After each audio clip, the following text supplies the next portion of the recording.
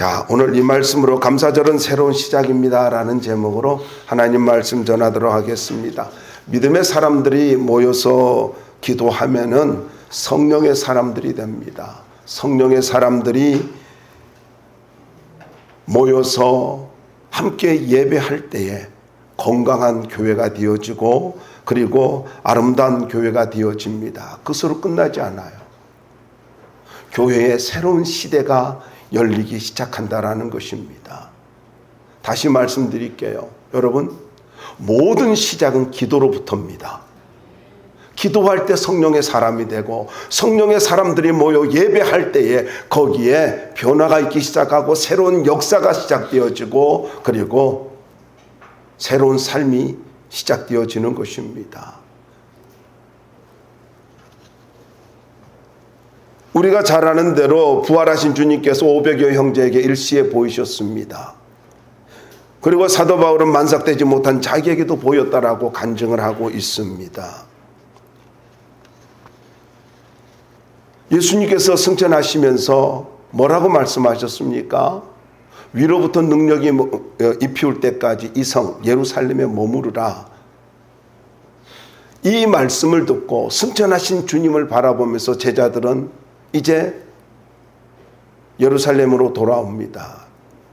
그리고 저들은 날마다 모여가지고 하나님 앞에 기도하기 시작합니다. 왜요? 주님의 말씀 한마디를 붙잡았습니다. 위로부터 능력이 입혀올 때까지. 그럼 여기서 우리가 중요한 사실 하나가 있지 않습니까? 무엇입니까? 주님께서 제자들을 향해서 말씀하신 것은 무엇입니까? 능력 받아야 돼. 이거예요. 능력 없이는 안 돼. 앞으로 너희들의 모든 삶 속에서 너희들의 미래에 꼭 필요한 건 앞으로 너희들이 살아가는 모든 삶의 현장에는 뭐가 필요하다고요? 능력이 필요하다라는 말씀입니다. 능력 없이는 안 된다는 거지요. 저들이 주님의 말씀을 붙들고 날마다 성전과 다락방에 모여서 기도하는 가운데 가룟 유다, 배신한 가룟 유다 대신 마띠아를 새로운 제자로 선출합니다. 그리고 제자들과 함께 그 120명이 다락방에서 기도한 지 10일째가 되었을 때에 하늘로부터 급하고 강한 바람 같은 소리가 났습니다. 그리고 불의 혀같이 갈라지는 것들이 각 사람 머리 위에 임하였습니다. 그리고 저들은 다 성령 충만함을 받습니다.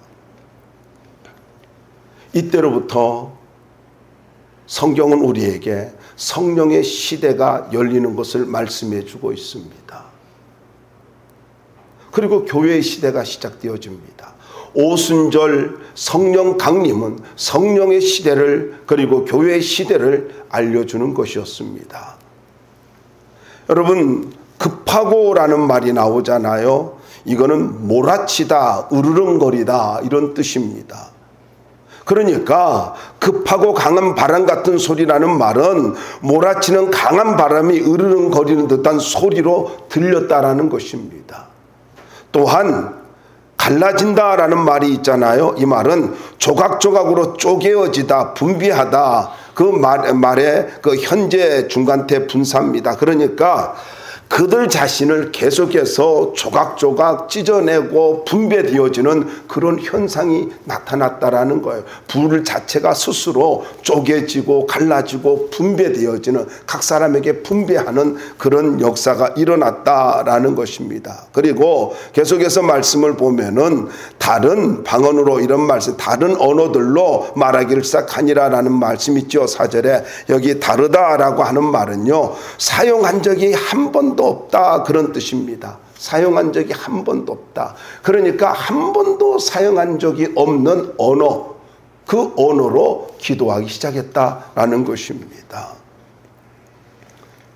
여러분, 이거를 아주 유명한 분이 있습니다. 존 스토트라고 하는 분이 이거를 급하고 강한 바람이 으르렁거리는 듯한 소리는 복음 전파의 능력이라고 이야기하고, 불처럼 갈라진 것은 이사야를 제단 숯불로 정결한 것처럼 사명을 위한 정결함이라고 해석을 했고, 세 번째로 방언은 복음 전파의 도구라고 이렇게 해석을 했습니다. 상당히 일리가 있다라고 또 잘 해석했다라고 생각이 되어집니다. 오순절, 다르게 말하면 맥추절입니다. 그리고 성령 강림절입니다. 맥추절은 우리가 아는 대로 구약의 3대 절기 중 하나지 않습니까? 유월절, 오순절, 초막절, 이게 3대 절기 중에 하나예요. 자, 그러면은 첫 번째로 맥추절이 왜 그래 중요할까요? 지금 한국교회는 거의 맥추절이 사라져가고 있어요. 또 우리의 마음속에 추수감사절은 기억하고 부활절은 생각하는데 이건 대단하게 성탄절, 부활절, 그리고 추수감사절은 귀하게 생각하잖아요. 근데 맥추절은 별로예요. 물론 우리 지금 시대적인 어떤 현상 때문에 그럴 수도 있겠죠. 근데 이 맥추절이 왜 중요하냐면요, 첫 번째로 인생을 새롭게 만들어 주었기 때문입니다. 맥추절이 왜 중요하다고요? 인생을 새롭게 만들어 주었기 때문이에요. 자, 6월절은 이스라엘 민족이 애굽으로부터 자유를 얻은 날을 기념하는 날입니다. 그런데 오순절은요, 광야를 마치고 약속의 땅 가나안 땅에 들어가 가지고 하나님께 첫 소산을 드리면서 가나안의 삶을 시작하는 거예요. 이런 기념하는 날인데 오순절 날이 이렇게 역사적인 배경을 가지고 있다고 한다면은, 그런데 지금 이분들에게, 그리고 오늘을 살아가는 우리들에게 왜 그렇게 중요하냐 하면은요, 지금 제자들이 어떤 상황이에요? 예수님이 승천하고 나서 저들이 어디에 모였어요? 마가의 다락방에 모였죠. 모여있지만 뭐 했어요? 두려움이 있었어요. 두려움이 있었다고요. 이 두려워하는 제자들이 오로지 주님의 말씀을 붙들고 기도하였을 때에 성령의 충만함을 받습니다. 성령의 충만을 받는 순간부터 저들이 인생이 달라집니다. 삶의 자세가 달라집니다. 보는 눈이 달라집니다. 성령 충만을 받자 저들의 말에 뭐가 생겼어요? 권세가 생겼어요. 그리고 저들이 말을 할 때에 회개의 역사가 일어나고 사람들이 변화되기 시작을 합니다. 아니, 조금 전까지만 해도 두려웠어요. 어제까지만 해도 아무 일도 일어나지 않았습니다. 저들에게는 오로지 주님의 약속의 말씀 하나만 있었지 두려움은 여전히 있었단 말이에요. 그런데 어떤 일이 벌어져요? 자, 9일째까지는 아무 일도 일어나지 않았어요. 10일째가 되었을 때에 약속한 성령이 임합니다. 그러자 저들의 말에 권세가 임했고 저들이 말을 외치자 사람들이 회개하고 우리가 어찌할꼬 하면서 통에 자복하며 예수를 믿는 역사가 나타나기 시작했다라는 것입니다. 여러분, 우리가 이 사실을 생각해 보자고요. 저들이 학식이 달라졌나요? 저들이 권세가 생겼나요? 아니, 저들에게 물질이 많이 생겼나요?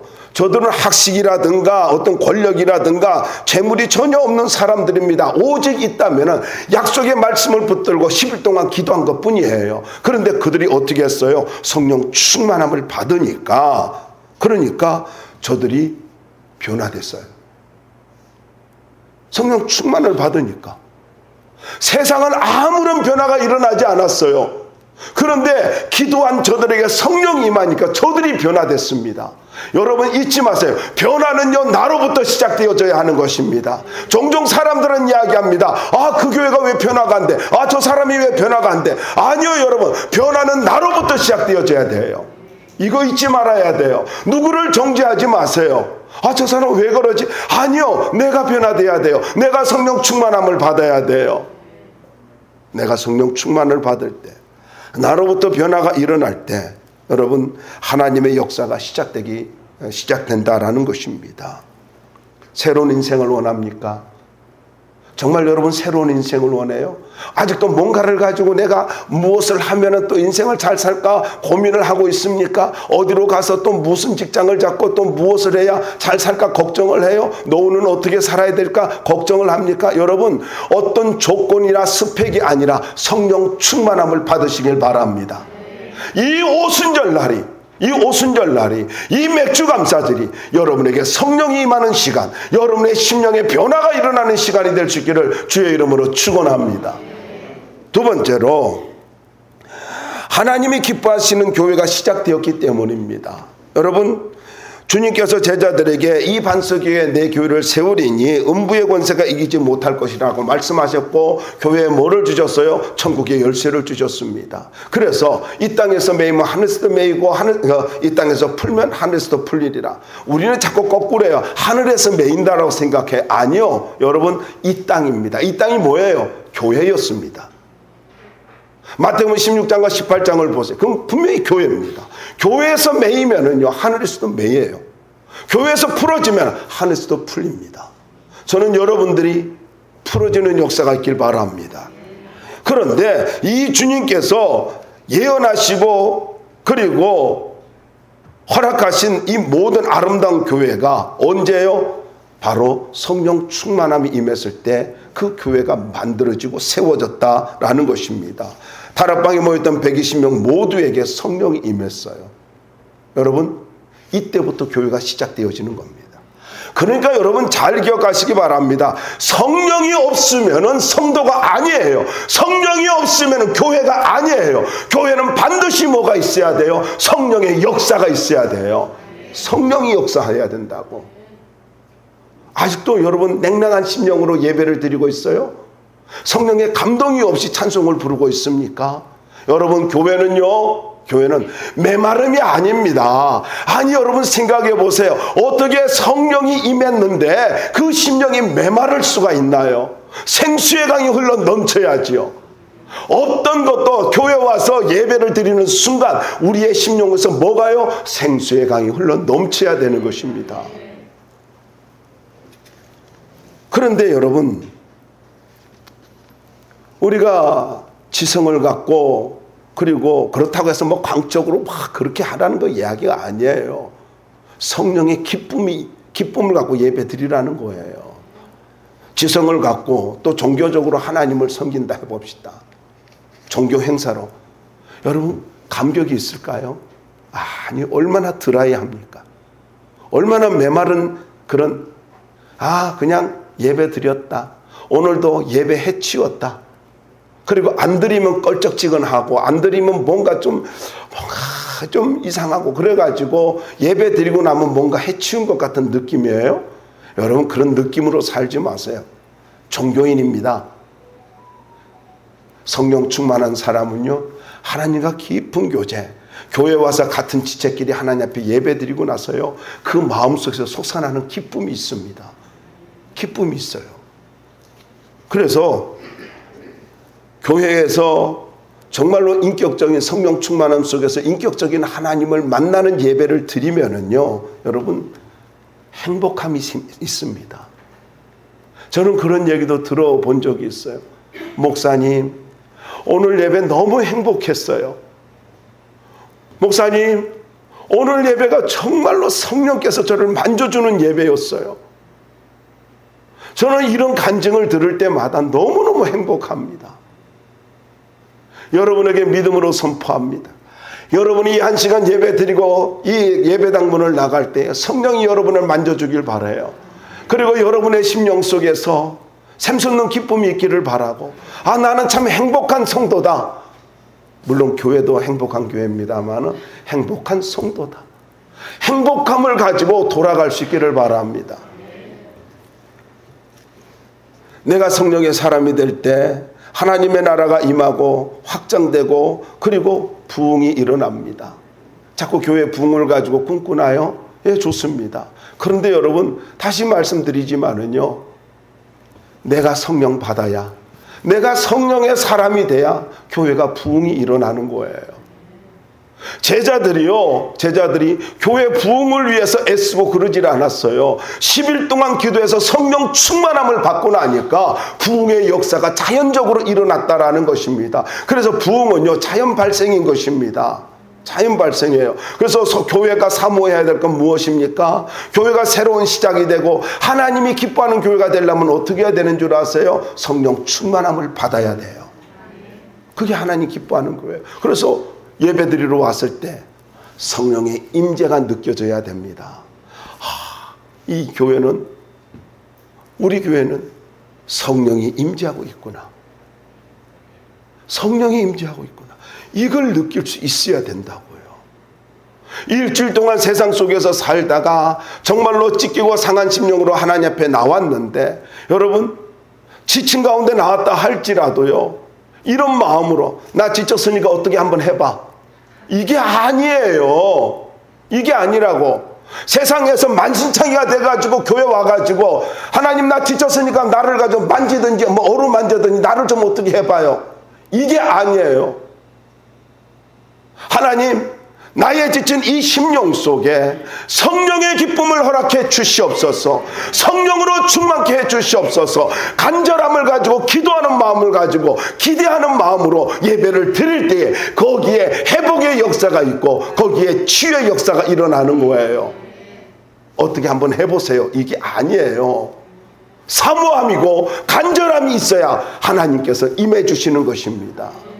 물론 은혜지요. 그것조차도 은혜지요. 판단하려고 예배드리러 오지 마십시오. 성령 충만함을 가지고 하나님의 위로를 경험하고 하나님 앞에서 내가 새로운 샘솟는 기쁨을 얻기 위해서, 소망을 가지기 위해서 하나님 앞에서 다시 한번 하나님과 인격적 교제를 나누기 위해서 예배 드리러 올 수 있기를 바랍니다. 다시 말씀드립니다. 나 좀 어떻게 해보세요. 그런 어떻게 보면 종교인 같은 신앙생활 하지 말고요, 하나님 앞에서, 하나님 오늘도 주님이 아니면 안 됩니다. 주님으로 나를 채워주시옵소서. 이런 간절함을 갖고 나올 때에 성령께서 예비한 은혜를 부어주시고 쏟아 부어주시고 넘치게 만들어 주시는 것입니다. 하나님이 기뻐하는 교회는 어떤 교회예요? 성령이 충만한 교회입니다. 세 번째입니다. 말씀의 권세와 능력이 나타났기 때문입니다. 자, 왜 오순절이 중요하다고요? 말씀의 권세가 나타났기 때문이에요. 성령 충만을 받은 베드로와 제자들이 다락방 안에서 성령 충만함을 받고 나니까 물론 120명이 모이는 곳이 크기도 했겠죠. 그런데 그 다락방에 갇혀서 앉아 있기는요, 이 성령 충만함이 견딜 수 없게 만드는 거예요. 견딜 수 없게 만드는 거예요. 찰스 핀이라든가 우리가 디엘 무디라든가 이 사람들은요, 한 시대에 하나님 앞에서 크게 쓰임받았던 부흥사들은요, 전도자들은 성령의 충만함을 받았을 때에 하나님 제발 이제 그만 좀 부어주십시오 할 정도로 성령을 그에게 부어주셨다고요. 그럴 때 어떻게 했어요? 가만히 있지 않았어요. 앉아 있을 수가 없어요. 방 안에 가만히 앉아 있을 수가 없었어요. 다락방이라거나 한정된 장소에 갇혀 있을 수가 없었어요. 뛰쳐나갔어요. 저는 이것을 가지고 너무나 아주 생생하게 경험한 경험이 있습니다. 제가 예수 믿고 나서 성경을 가지고 계속해서 일주일 동안 밥만 먹고 계속해서 기도하면서 말씀을 읽었어요. 그 순간 일주일째가 되었을 때, 성령이 임했을 때, 말씀을 읽다 성령이 임하니까 견딜 수가 없었어요. 견딜 수가 없어가지고 뛰쳐나갔습니다. 일주일에 하루씩 금식하면서 하나님 앞에 간절하게 기도했을 때 성령이 임하니까 나에게 방언이 임하게 되어지고 가슴이 뜨거워지고 뜨겁게 찬송하면서 기도할 수밖에 없었어요. 여러분, 성령이 임하면은요, 권세가 생기고요, 가슴이 뜨거워지고 권세가 생깁니다. 능력이 생깁니다. 여러분, 다시 말씀드리지만은요, 어제까지는 저들에게 아무런 일도 일어나지 않았습니다. 그러나 성령을 받고 나니까 저들의 말에 권세가 생겼습니다. 저들이 외칠 때마다 사람들이 회개하는 역사가 일어났습니다. 그러므로 여러분에게 도전드립니다. 성령의 충만함을, 성령의 임재를 사모할 수 있길 바랍니다. 냉랭한 심령으로 살지 마시고 하나님 성령으로 가득 채워 주시옵소서. 성령으로 채워 주시옵소서. 그렇게 기도해야 되는 거예요. 이렇게 할 때요, 내 속에 어둠이 떠나갑니다. 내 속에 사단의 역사가 떠나갑니다. 그리고 나를 무기력하게 만들었던 모든 것들이 떠나가게 되고 나의 부적당감까지도 다 사라지게 되고요, 더 나아가서 경관진이 무너지게 되어져요. 내 마음속에 경관진이 무너져. 성령 받으면은 내 마음속에 부모로부터 내려오는 그런 악순환의 고리, 경관진들, 이것이요. 그리고 내가 살아오면서 나도 모르게 쌓여있던 그 경관진들, 악순환의 고리들, 성령이 임하면 모두 다 끊어지게 되어지고 부서지게 되고 파괴되어지는 거예요. 나는 내성적이라고요? 나는 외향적이라고요? 여러분 상관없어요. 성령이 임하면은, 하나님께서 성령을 부어주시고 그 성령이 그 사람에게 들어가기만 하면은 그 사람이 어떤 사람이든지 변화될 수밖에 없습니다. 난 부모로부터 이런 거 받아서 어쩔 수 없다 그래요. 난 살아온 날이 그러니까 난 원래 그렇다 그래요. 여러분, 원래 죄인입니다. 다시 말씀드릴게요. 여러분이 막 이렇게 가식적으로 꾸미고 그런 분 없지만은요, 막 한달지라도요, 여전히 원래 죄인이에요. 저와 여러분 모두가 원래 죄인이에요. 그런데 성령이 들어오면은 그 모든 죄에서부터 자유로워지게 될 수 있고 어둠의 세력에서부터 벗어날 수 있게 된다라는 것입니다. 인생이 변화되어지고 그리고 내 말에 권세가 있게 되기를 원합니까? 그러면은요, 성령 충만함을 사모할 수 있기를 바랍니다. 성령 받아야 되는 거예요. 그러면요, 보혜사 성령을 우리에게 보내주시고 우리가 새로운 능력 있는 삶을 살도록 만들어 주십니다. 자, 그러면 맥주감사절에 무엇을 했습니까? 큰 두 번째로 맥주감사절에 저들이 무엇을 했는가? 1절 다시 한번 보자고요. 1절 한번 읽어주시기 바랍니다. 시작. 예, 여러분, 약속의 말씀 붙들고 한 곳에 모였대요. 오순절 날이 이미 이르매 그들이 다 같이 한 곳에 모였더니, 여러분, 유대인들은 예루살렘에 올라가 절기를 지키는 것을 아주 중요하게 여겼습니다. 아마 예루살렘은 상당히 혼잡했을 것입니다. 그런데 부활을 목격한 제자들은 120명과 함께 예수님의 말씀에 순종해서 그 말씀 붙들고 모여서 기도했습니다. 다락방에 기도했는데, 그런데 여러분, 다락방에 모여 기도할 때에 난 참 재미있다라는 느낌을 받은 게 뭐냐면요, 거기에 그 성령이 임할 때에 모두 다 성령의 충만함을 받았다는 거예요. 모두 다. 각 사람이에요. 여러분, 말씀 보세요. 거기에 앉은 사람들에게 각 사람 위에 그것이 임했단 말이죠. 그래서 여러분, 무엇을 말하고 있습니까? 모두 성령의 충만함을 가지고 받았다고 하는 것은요, 여러분, 신앙생활은 현장이 중요하다라는 걸 말씀하고 있는 거예요. 500의 형제가 모였지만, 부활의 주님을 봤지만은요, 성령이 임한 사람은요, 바로 모인 사람들입니다. 120명이에요. 현장이에요. 모여서 기도한 사람들. 그래서 여러분, 여기서 이 사실에서 우리가 깊이 생각해야 될 것은요, 성령 충만함을 원해요. 모여야 돼요. 그리고 기도해야 됩니다. 기도하지 않고요, 여러분 한번 생각해 보자고요. 내가 기도할 때에 권세가 없나요? 반응이 없나요? 능력이 없나요? 뭐의 문제예요? 기도의 문제예요. 성령의 문제예요. D.L. 무드는요, 말이요, 정확하지 않고 때로는요, 틀렸어요. 그렇지만은 그 말이 문법적으로 안 맞고 어눌했다 할지라도요, 그 메시지를 통해서 사람들이 구원받는 역사가 나타났습니다. 왜요? 성령이 임했기 때문이에요.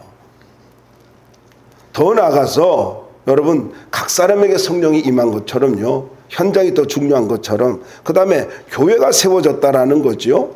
교회가 주님의 약속을 믿고 모였을 때 성령 충만함 속에 교회가 시작되어졌다. 같은 말씀이죠. 아까 말씀드린 것처럼. 여러분 잊지 마세요. 모일 때 역사의 현장에 있게 된다는 거예요. 아니, 본 사람은, 예수님의 부활을 본 사람은 500의 형제예요. 그런데 성령이 임한 것을 경험한 사람은요, 모인 사람들입니다. 근데 난 좀 재미있다라고 느끼는 게 500여 형제에게 일제에 예수님께서 보여주셨잖아요. 보여주셨어요. 그랬나? 고린도서 15장 보세요. 보여주셨어요. 그런데 모이지 않는 사람에게도 성령을 가지고 부어주지는 않았어요. 부활은 보여줬지만 모인 사람에게 성령을 부어주셨습니다. 이걸 잊지 말아야 돼요. 그리고 그들은 교회가 어떻게 시작되었는가를 정확하게 그 현장에서 보게 되었습니다. 더 나아가서 하늘의 문이 열렸다라는 것입니다. 저들이 교회가 시작되는 역사의 현장, 그 역사의 현장에서 역사의 그 주인공들이 되어서 하늘의 문이 열린 것을 보았지 않습니까?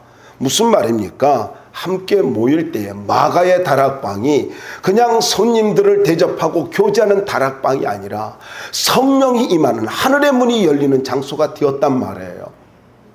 이걸 잘 보여주는 것이 예수님의 말씀이지 않습니까? 예수님이 뭐라 말씀합니까? 내 이름으로 모인 곳에는 나도 그들 중에 있느니라. 두세 사람이 내 이름으로 모인 곳에는요, 하나님 예수님이 함께 한다 했고, 기도하면 주님의 이름으로 기도하면 그 기도 응답해 주신다라고 말씀하고 있어요. 교회가 왜 중요한 줄 아십니까? 천국의 열쇠가 있어요. 왜요? 하늘의 문이 열리는 곳이니까. 그래서 교회는요, 함께 모여야 하는 것입니다. 따로 놀면 안 돼요. 따로 놀면 개인 기도를 부정하는 거 아니에요. 개인 기도 중요해요. 그렇지만 함께 모여야 교회가 세워지고 함께 모여야 하늘의 문이 열리는 것을 경험할 수가 있는 겁니다. 중직자가 함께 모이는 것은 우선순위로 해야 되는 것입니다. 더 나아가서 여러분 14절 말씀을 1장 14절 말씀을 한번 보자고요. 1장 14절입니다. 함께 읽어봅시다. 시작. 더불어 마음을 1장 14절 함께 읽어봅시다. 시작. 여자들과 더불어 마음을 같이 하여 오로지 기도에 힘쓰니라. 자, 여기 보니까 더불어 마음을 같이 하여 오로지 기도에 힘쓰니라. 여러분, 더불어 마음을 같이 한다는 것은 주님의 말씀을 붙들고 우월의식이나 교만을 다 내려놓고 겸손한 마음으로 하나님의 은혜를 구하는 것입니다. 문장이 좀 길어서 얼른 가슴에 안 남을 수도 있겠죠. 여러분, 마음을 같이 하지 않는다는 것은요, 교만함입니다. 교만함이에요. 그리고 내가 잘났다는 거예요. 내 생각이 있다는 거예요. 그런데 겸손이라는 건 뭔 줄 아세요? 마음을 같이 하는 것입니다. 마음을 같이 하는 거예요. 여러분, 잊지 마십시오. 겸손한 마음이 있을 때 이제 같은 목표를 가지고 그리고 같이 기도할 수가 있는 것입니다. 자꾸 여러분, 내가 착각하고 있는 것은요, 여러분, 높은 자존감을 갖고 사는 것은 좋습니다만은요, 교회 안에서 누구를 자꾸 편가르기 하지 마세요. 누구를 정죄하지 마세요. 나도 지난날에 그 수준이었습니다. 그런데 누군가가 희생해 줬기 때문에, 누군가가 섬겨줬고 누군가가 기다려줬기 때문에 오늘 내가 있는 것입니다. 그래서요, 우리는 오늘 내가 받은 은혜에 감사하면서 지금까지 받은 은혜 흘러보내면서 살아야 되는 거예요. 정죄하며 살지 마십시오. 교회는 정죄하는 곳이 아닙니다. 교회는 같은 마음, 같은 말, 같은 꿈을 가지고 함께 주님을 섬기는 곳이 되어야 하는 것입니다. 그러면 어떤 일이 벌어집니까? 가정도 교회도 같은 신앙이 되어지고요. 그리고 같은 마음, 같은 비전을 가지고 살아갈 때 행복한 삶을 살 수가 있게 된다라는 것입니다. 여러분, 성령은 한 마음으로 기도할 때 임재하여 주시고 능력을 부어 주십니다. 한 마음으로 기도에 힘을 쏟는 사람들이 많을 때에 열리고 풀어지는 역사가 일어납니다. 다시 말씀드릴게요. 한 마음으로 기도해야 돼요. 모여서 기도해야 돼요. 세 번째입니다. 사도행전 2장 42절입니다. 다시 2장 42절로 한번 가보자고요. 함께 읽어봅시다. 시작. 사람마다 미안합니다. 42절 시작. 그들이 사도의 가르침을 받아 서로 교제하고 떡을 떼며 오로지 기도하기를 힘쓰니라. 자, 여러분, 이 말씀대로 있지 않습니까? 여기에 보면은 뭐라고 말씀하고 있습니까? 기도하기를 힘쓰니라 이렇게 말씀하고 있잖아요. 가르침을 받아. 그러면서 다시 4절로 우리 본문으로 돌아와서 4절 보자고요. 4절 말씀에 성령 충만함을 받고 이렇게 성령의 말하게 하심을 따라 이런 말이 있지 않습니까? 여러분 한번 생각해 보십시오. 하나님 앞에서 성령 충만하고 기도에 힘쓴다는 거, 그게 성령 충만하다, 그게 다른 말로 뭐냐는 거예요. 다시 말씀드릴게요. 정말로 내가 성령 충만하다는 게 뭘까요? 성령 충만하다는 거. 아니 여러분, 저와 여러분이 성령 충만하다는 건 뭘로 알 수 있어요? 이걸 잘 설명해 주는 게 골로새 3장입니다. 골로새 3장 16절로 넘어가 보자고요.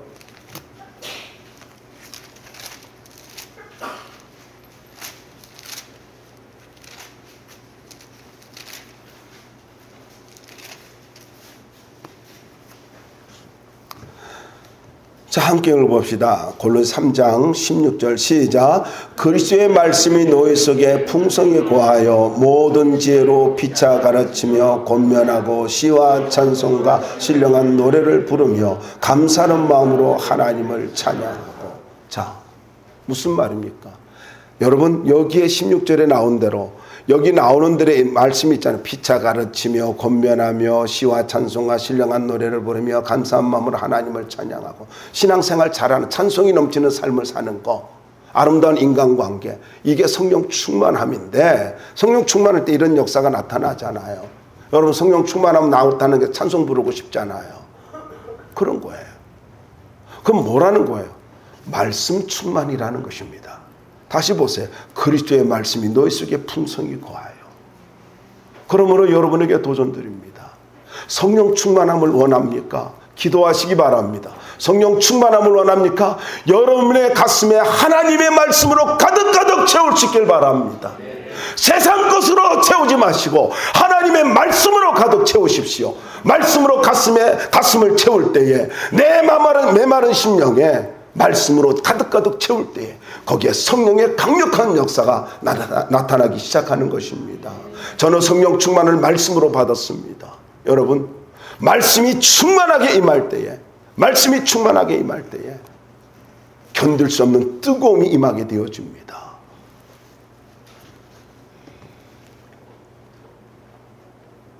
성도는 주님의 말씀으로 채워질 때 나타나는 게 있습니다. 자, 16절, 그러니까 골로새 3장 16절 후반절에 보세요. 나타나는 게 뭘까요? 찬송입니다마는 그 다음에 감사하는 마음으로 하나님을 찬양하고 이러잖아요. 여러분, 정말 성령 충만하는 사람들이 나오는 특징은요, 감사입니다마는 거기에 찬송입니다마는요, 감사가 있다라는 거예요. 찬송을 불러도 감사함을 부르는 거예요. 감사가 없는 찬송은요, 성령의 감동으로 부르는 찬송 아니에요. 찬송을 부를 때 감사가 있길 바랍니다. 여러분, 대화를 나눌 때 감사가 있기를 바랍니다. 하루를 시작할 때도 감사가 있기를 바랍니다. 감사가 성령 충만한 사람의 특징인 거예요. 자, 마무리하겠습니다. 맥주감사절은요, 감사를 통해서 성령 충만함을 받는 날이다. 그러니까 쉽게 말씀드릴게요. 맥주감사절이 어떤 날이냐? 성령 받는 날입니다. 그리고 찬송하고 감사로 나타나야 되는 날이에요. 맥주감사절이 되었는데 전혀 감사가 없다면 그 사람은 성령의 사람이 아니라는 거예요. 저는 이 맥주절을 통해서 여러분의 심령 속에 성령이 부어지길 바라고, 그리고 감사가 넘치는 인생으로 새로워지기를 주의 이름으로 축원합니다.